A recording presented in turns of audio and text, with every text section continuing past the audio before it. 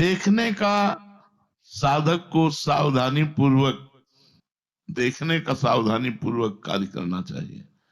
किसी को देखा तो राग न होने पावे, किसी को देखा द्वेष न होने पावे। तो राग कैसे होता है? गुण देखने पर। और द्वेष कैसे होता है? दोष देखने पर। गुण देखने पर उसकी स्तुति होती है और दोष देखने पर उसकी निंदा होती है, जो दोनों तुम्हारी प्रसन्नता का नाश करते हैं।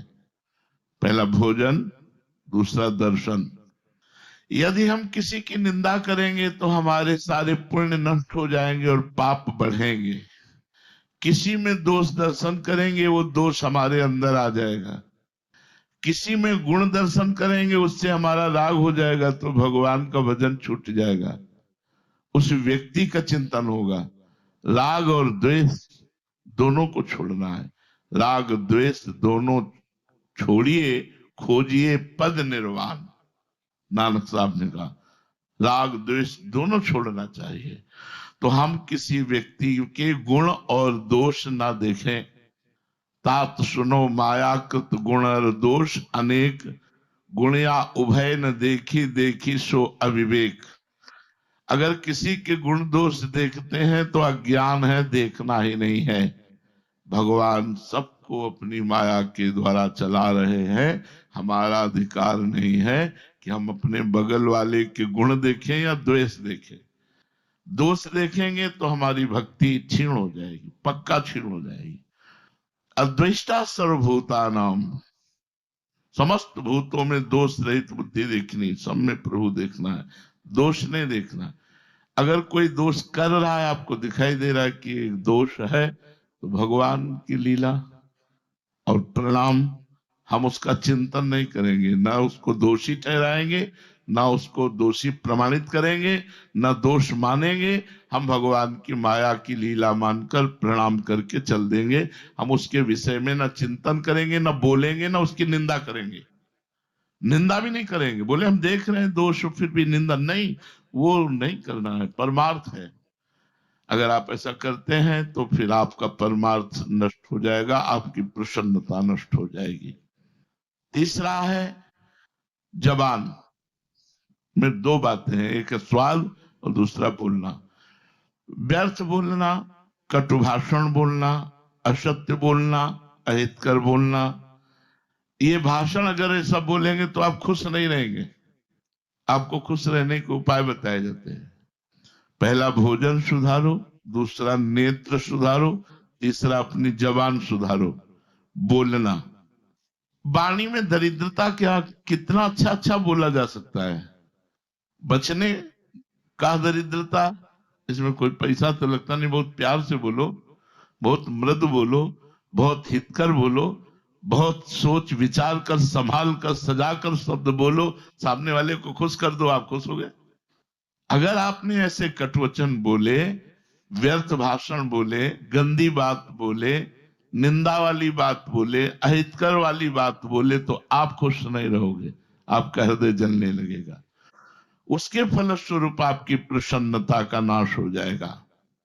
चौथी बात, घर परिवार के सदस्यों से ममता नहीं करनी। नहीं, खुश कभी नहीं रह सकते। कितनी कठिन बात है। हर बात कठिन है खुश रहने के लिए, तभी उल्टा चाल चलता है मन। बोले घर परिवार में सब भरपूर है, सबसे प्यार है, सबसे मिल रहे, ममता है, बोले खुश नहीं रह पाओगे। बोले अखंड खुश रहने के लिए ममता रहित प्यार करो, क्योंकि कब कौन घटना घट जाए, कब कौन बिछुड़ जाए, कब कौन पधार जाए, कब कौन सी लीला भगवान की मृत्यु लोकमयी लीला है। इसलिए सबसे तटस्थ भूमिका, सेवा सबकी, ममता किसी से नहीं। सबकी ममता ताग बटोरी, मम पद मन ही बांध बटोरी। न घर में न परिवार में ममता। परिवार, परिजन, रिश्तेदार, नातेदार, धन संपत्ति, इसमें जो ममता रखता है वो कभी खुश नहीं रह सकता। सब इसी में ममता रखते हैं, इसलिए कोई खुश नहीं। जीवन भर व्यतीत, खुशी जाना ही नहीं, खुशी किसे कहते हैं। आनंद को जाना ही नहीं, प्रसन्नता को जाना ही नहीं कि किसे कहते हैं। भागवती अखंड प्रसन्नता। जैसे खुशी मिली श्रीवास जी को महाप्रभु चैतन्य देव के संग के प्रभाव से, उन्हें खुशी मिली। देखो खुशी का प्रभाव। उनके घर में कीर्तन हो रहा है और एक ही लड़का था, कई दिन से बीमार था। तो दासी ने कान में आके बताया श्रीवास जी को कीर्तन हो रहा, महाप्रभु नृत्य कर रहे कि लड़का पधार गया। तो कीर्तन करते करते एकांत हुए, दासी से कहा कि दोबारा यहां अगर आई और महाप्रभु के कीर्तन में अगर विघ्न पड़ा तो हम अपने प्राण त्याग देंगे। और जोर जोर से करताल बजाकर उन्मत्त होकर हरे कृष्ण कृष्ण कृष्ण हरे हरे। महाप्रभु तो साक्षात स्वयं प्रभु है। रुक गए और कहा कीर्तन में भाव नहीं बैठ रहा है, कुछ हो गया क्या?